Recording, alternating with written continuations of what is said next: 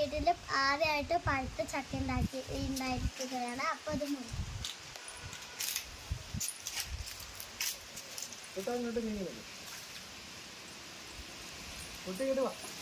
അപ്പോൾ നമ്മൾ ചക്ക മുറിക്കാൻ പോവുകയാണ്.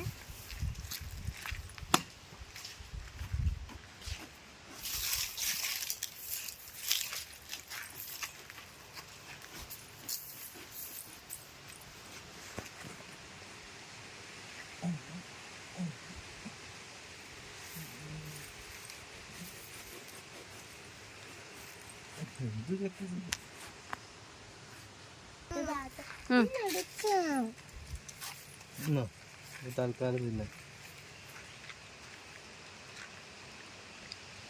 അപ്പൊ നല്ല മധുരമുണ്ട്. അപ്പൊ എല്ലാവർക്കും ബൈ.